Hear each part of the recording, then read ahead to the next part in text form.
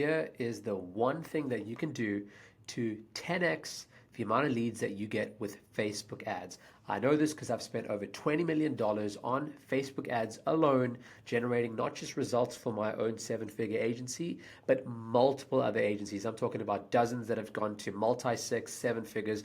I've even taken 2 to 8 figures, and you can check out my Instagram and the links and whatever in this bio to confirm that. Now, here's the thing about this hack to make sure you get 10x more leads. It works if you are sick and tired of fatiguing ads, ads that suddenly stop working, ads that spike in CPL, ads that all of a sudden get unqualified leads. You launch ads and they don't actually end up getting results right away. This is freaking frustrating because at the end of the day, when we as agency owners launch ads, the one thing that we want more than anything is to have those ads turn into leads that book a call, that show up to the call, that are pre-sold, that actually turn into deals. And there's one thing that most agency owners do. I'm talking about in my experience, probably 95% of agency owners make this mistake consistently. That actually costs them from being able to get a good amount of leads, keeping a packed calendar, and constantly closing deals. If you do this one thing that I'm about to tell you, you will get more sales and you will be able to not just keep yourself in your calendar busy, you'll keep multiple sales guys busy, like I did when I scaled to $2 million before automating it, traveling around the world, and exiting. So are you ready for this? It is patience. Yes, patience. The amount of frantic, nervous, anxious media buying that I see in this space is unreal. You'll literally have people that are launching ads and that expect within hours that it's going to do something. I don't even expect it to do anything within the next 48 to 72 hours. I let my ads sit for at least a week, if not more. Now, here's the thing. Well, what if it's out of KPI and what if it's not generating leads? You got to understand, right? The majority of us, when we are comparing new ads to older ads, we already have momentum on those older ads. I'm talking about every ad having really what you would call its own pipeline.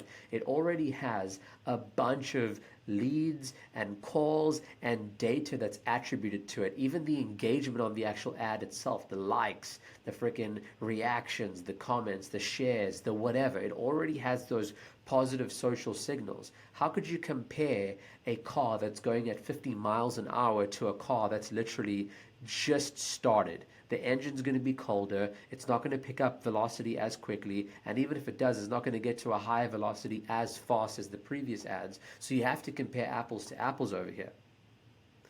What I'm asking for over here is really just a degree of understanding that, look, if I've got the fundamentals in place on my ads, this should work. So what are the fundamentals on an ad that should work, even if it's not working in the first 24, 48, 72 hours? Firstly, are you actually targeting a demographic on Facebook in the ad set level that is proven to convert? If you've got ad sets that are proven, right, whether that's an interest ad set, a lookalike ad set, a custom list, doesn't matter, broad, if they have generated results in the past, that is a proven ad set. You can be fairly certain that if you just have a good ad, it'll convert. Now, the second thing is the good ad itself. Okay, well, are you speaking to the desires of your ideal demographic? And I'm not just talking about actually the surface level, get X amount of clients or X amount of bookings or X amount of leads. I'm talking about specifically, do you understand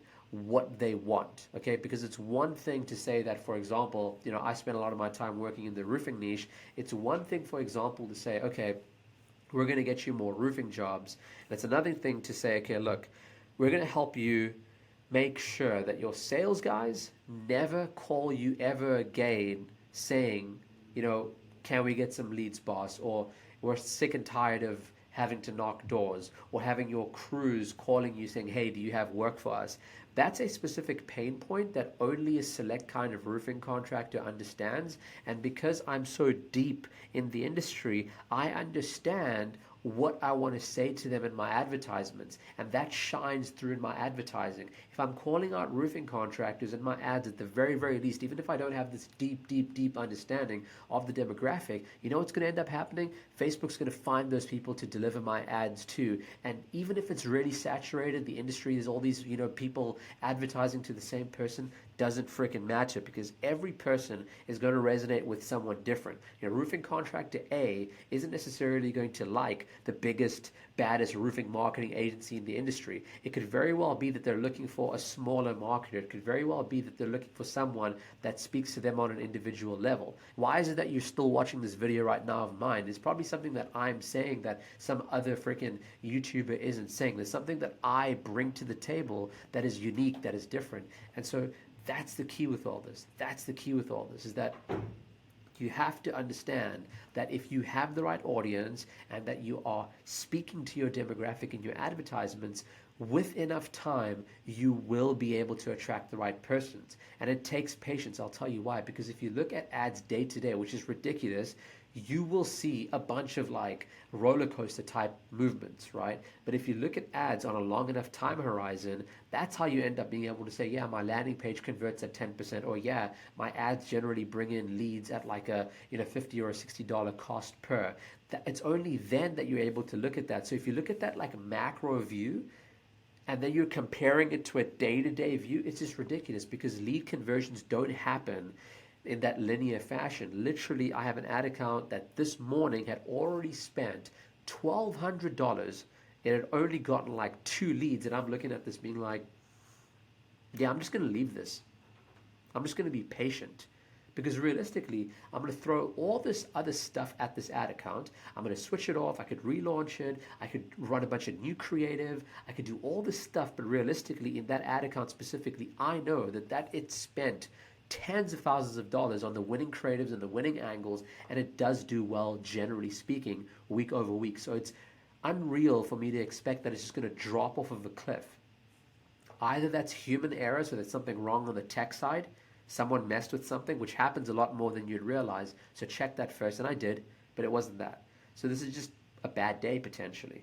But I know Facebook's going to get back into the swing, and then literally right before recording this video, which was the inspiration for all this, I got 5 leads back to back in half an hour. More leads in 30 minutes than I'd gotten the whole day prior.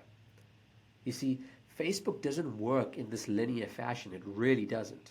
No advertising platform does. So that's why zoom out, look at the macro, don't look at the day-to-day. I can't tell you how many students that work with me one-on-one come to me, the ones that are implementing and installing my systems, are like, yeah, well, why am I not getting your results? Or today was a bad day. And it's like, yo, if you want results like the ones that I get, you don't look day-to-day.